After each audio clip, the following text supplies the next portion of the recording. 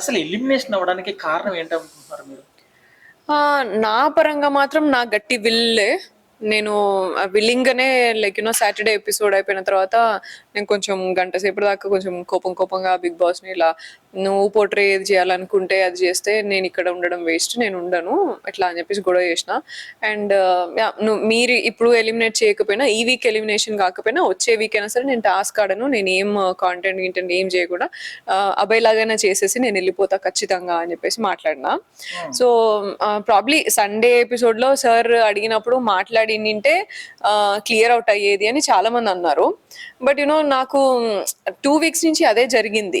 ఆ జరగని విషయాలు సార్ వచ్చి స్టేజ్ మీద మాట్లాడడము అండ్ దాన్నే స్ట్రెంగ్తెన్ చేయడము, జరిగిన నిజం చెప్పకుండా అబద్ధం ఏదైతే జరిగిందో, ఏదైతే మిస్కమ్యూనికేట్ అయినవి వాటి గురించే స్ట్రాంగ్ గా చెప్పడం అనేది నేను తీసుకోలేకపోయినా. 2 weeks అట్లా అయింది. ఇంకా ఇప్పుడు నేను ఎక్స్ప్లెనేషన్ ఇచ్చిన నెక్స్ట్ వీక్ మళ్ళీ అదే వచ్చే ఛాన్సెస్ ఉంటాయి. ఎందుకంటే they are the team.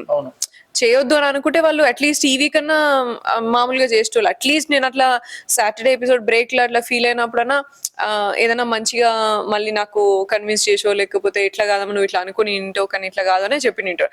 Because నేను మాట్లాడినా బ్రేక్ లో బిగ్ బాస్ తో మాట్లాడుతున్నప్పుడు నాకు ఈ పద్ధతి నచ్చలేదు, ఇలా పోర్ట్రే చేయడం అనేది నాకు నచ్చలేదు, నా ఒపీనియన్ నేను చేసిన పనిని నువ్వు ఇలాగా మాట్లాడడం వాళ్ళు సార్ ఇలా మాట్లాడడం నాకు నచ్చలేదు. నాగార్జున సార్ని ఫాదర్ ఫిగర్ అనుకున్నా నేను.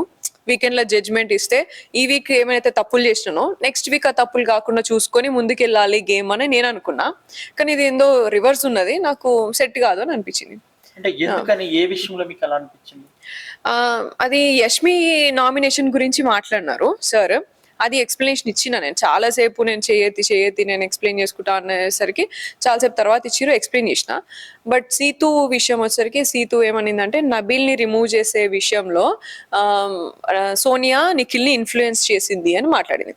సార్ కూడా మిస్ ఇన్ఫ్లుయెన్స్ చేసింది అనుకున్నావా అని అన్నారు.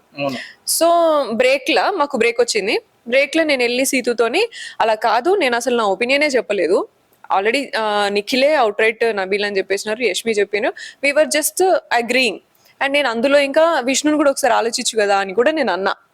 కానీ ఆయన వినిపించుకోలేదు, అది ఆయన డెసిషన్ సీతు, నేనేం ఇన్ఫ్లుయెన్స్ చేయలేదు ఆ విషయంలో అని. జరిగిన ఇన్సిడెంట్ ఇది అని చెప్పడానికి వెళ్తే ఆమె అరుచుకుంది, నువ్వెందుకు నిఖిల్ తరపు నుంచి వచ్చి మాట్లాడుతావు అట్లా. నేను నిఖిల్ తరపు నుంచి కాదు, స్టేజ్ మీద మీరు అన్న విషయం గురించి నేను ఎక్స్ప్లెనేషన్ ఇస్తున్నాను. అవుట్ రైట్ మళ్ళీ బ్రేక్ తర్వాత సార్ దగ్గర వెళ్తే సార్ నిఖిల్ని లేపి నిఖిల్ నీ తరపు నుంచి నువ్వు మాట్లాడుకోలేవా అన్నారు. నీకు ఈ కాన్వర్సేషన్ అర్థమైతే మీరు నన్నైనా లేపి అడగాల్సింది, ఏమైంది సోనియా నువ్వెందుకు నిఖిల్ తరపు నుంచి మాట్లాడుతున్నావు అంటే you will get a right answer.